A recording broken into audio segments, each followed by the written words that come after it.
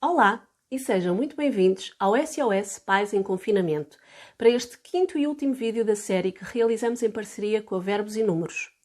Eu sou a Liliana, sou educadora parental de disciplina positiva, autora do projeto Emoções à Flor da Mente e mãe de duas meninas, uma de 4 e outra de 7 anos. No vídeo de hoje, por sinal o último desta série, falamos sobre o regresso à normalidade. Confesso que quando a Marta me sugeriu este tema, só me vinha uma pergunta à cabeça. Mas como raio é que eu falo sobre o regresso à normalidade se nem sei que raio de normalidade será esta? Afinal, até onde sei, ninguém tem uma bola de cristal para saber como será o dia da manhã, ou daqui a uma semana, com o que podemos contar, ou que mudanças podemos esperar. Então é exatamente por aí que decidi começar. Há uma frase que mantenho constante na minha cabeça neste período. O que de mais certo podemos esperar da vida é a incerteza. A verdade é que tomamos tudo o que temos por garantido, mas quer seja numa dimensão pessoal, profissional ou social, as mudanças são inevitáveis e não raras vezes surgem de um momento para o outro sem aviso prévio. Esta época que vivemos é um exemplo global da impermanência da vida e da imprevisibilidade a que estamos sujeitos, quer queiramos, quer não. Sabem o que é que nos assusta realmente em tudo isto? É a consciência da nossa vulnerabilidade. E isso mete medo, assusta-nos, bloqueia-nos, faz-nos querer defender-nos a nós e aos nossos. Mas tenho uma boa notícia para vos dar. Nós não teríamos a oportunidade de desenvolver a nossa resiliência e coragem se não existisse vulnerabilidade. Pensem um pouco. Quando vocês estão bem, quando tudo está sob controle, vocês precisam da coragem para alguma coisa. A coragem não teria espaço para emergir se a vulnerabilidade não se fizesse sentir. Imaginem a coragem como uma flor de lótus que só nasce em lagos pantanosos e sujos. Assim como esta linda flor, também a coragem só aflora quando nos sentimos desconfortáveis, com medo, sem saber o que fazer. É exatamente quando nos sentimos mais indefesos e frágeis que temos o poder de despertar a nossa maior força.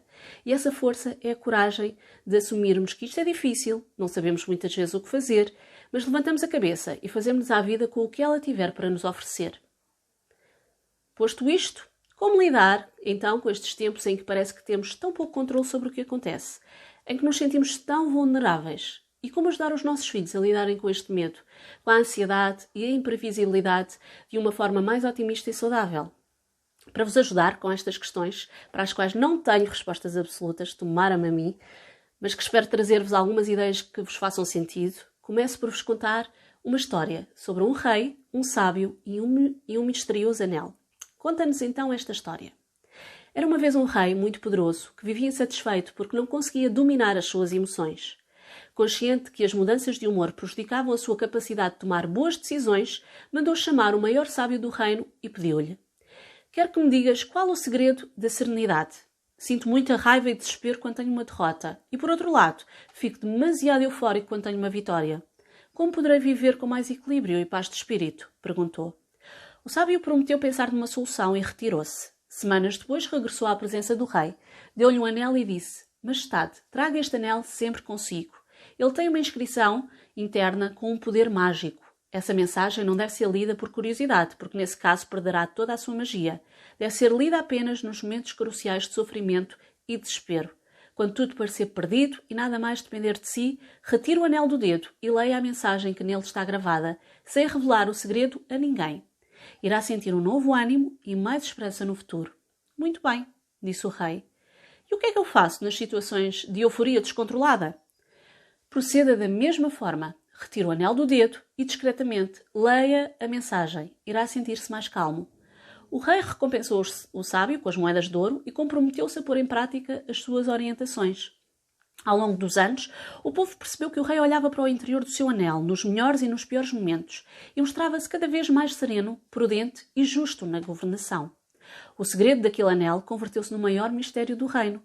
Todas as pessoas queriam saber o que nele estava escrito. Quando o rei morreu, encontraram no anel apenas 3 palavras: "Isto também passará." Tenho-me recordado muitas vezes deste conto e das suas simples e mágicas palavras. Ele traz uma força que me escapa quando sinto que a previsibilidade dos dias, as certezas, os sonhos e os planos que fazia estão a perder-se num nevoeiro denso. Pensar nestas 3 palavras mágicas do anel desafia-me a confiar no incerto, a ter esperança no futuro, que desconheço. Desafiam-me a sentir tranquilidade nos dias que se escrevem para lá das linhas que delineamos com aquela presunção de que lhe conhecemos o ponto final da nossa história, hoje parece que vivemos numa constante incógnita. Mas a nossa história prossegue, porque lembrem-se, isto também passará. Eu gosto muito de contos, nomeadamente estes que, sendo relativamente curtos, nos trazem tanta sabedoria e alguma leveza ao coração. Mas há outras estratégias que podemos usar e ensinar também às nossas crianças quando sentimos que estamos ansiosos, com medo, sem controle sobre o que se passa e sem saber como lidar com as mudanças. Uma delas, perante uma situação que me preocupa, passa por ter noção do que controlo e do que não controlo. Para isso, desafio-os a desenhar numa folha de papel uma mão. Podem fazer o contorno da vossa própria mão. Feito o desenho, no topo da folha, escrevem o que vos está a preocupar. Por exemplo, as aulas à distância do meu filho. Depois, à volta da mão, escrevemos o que não controlamos em relação à situação que nos preocupa. Podem ser as plataformas e métodos que as escolas usam, quanto tempo esta situação irá durar, a quantidade de trabalhos que os professores enviam, como é que serão feitas as avaliações, a motivação do meu filho ou desmotivação, as distrações, etc. Dentro da mão, escrevemos o que podemos controlar, o que está nas nossas mãos fazer. E aqui é que está o nosso poder. Podemos então escrever coisas como ajudar o meu filho a criar um espaço com condições para estudar, certificar-me de que ele tem condições, nomeadamente de acesso a plataformas, internet, recursos e materiais para acompanhar as aulas online e fazer as tarefas, propor ao meu filho criar uma rotina de estudo, encorajar o meu filho com uma comunicação positiva e motivadora, entre outras.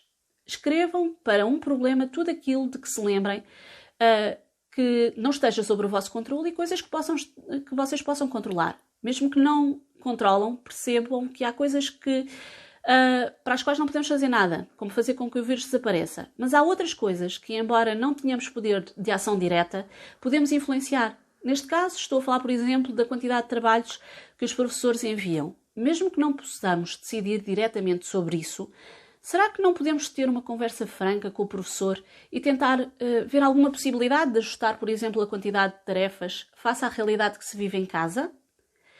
Este exercício é útil para definir o que nos preocupa, em primeiro lugar. Muitas vezes sabemos que andamos estressados e ansiosos e não nos damos sequer tempo para parar e perceber exatamente o que nos está a fazer sentir assim. Qual é o meu ponto de situação atual? Segundo, ajuda-nos a distinguir o que posso fazer e o que não posso fazer e se há algo que eu possa influenciar. Terceiro, também é útil para me libertar do peso das coisas que não controlo, para me focar no que posso controlar e agir a partir daí. Afinal, já lá diz o ditado, o que não tem remédio, remediado está. Por último, decidir o que fazer. A partir daqui eu posso definir pequenos passos de ação que me levem ao encontro do meu objetivo. Entre o que nos acontece e a nossa ação, há sempre uma escolha que podemos fazer. Ou fazê-lo de uma forma automática, deixando-nos levar pelos acontecimentos e apenas reagindo sem refletir, ou então fazemos-lo de uma forma consciente, compreendendo o que nos preocupa e escolhendo a resposta que vamos dar e melhor nos serve a nós e a quem nos rodeia. Uma das melhores características que temos enquanto seres humanos é a nossa capacidade de adaptação e transformação. Esta capacidade deve-se ao facto de, não apesar das adversidades, mas exatamente porque elas sempre existiram, nós tivemos a oportunidade de nos adaptarmos e aprendermos a lidar com as mudanças. Isto acontece-nos há milhares de anos enquanto espécie e por isso é que ainda cá estamos, cá andamos, mas também nas vidas mais simples de cada um de nós. Um exercício que podemos fazer é desenhar numa folha de papel um trevo de 3 folhas. Sim, 3. Porque este é um exercício que está ao alcance de todos e não apenas de quem tem muita sorte. Então, numa das folhas, escrevem de forma genérica antigos problemas ou preocupações com que tiveram de lidar e que conseguiram resolver. Noutra folha, escrevem coisas que sabem fazer muito bem, coisas em que são muito bons. E na terceira folha escrevem as preocupações atuais. Quando vemos as preocupações sobre esta perspectiva, quando nos posicionamos num outro ângulo, mais amplo e abrangente, verificamos que os problemas, pequenos e grandes, vêm e vão. Não há como os evitar, mas também não há que os somar e carregar indefinidamente.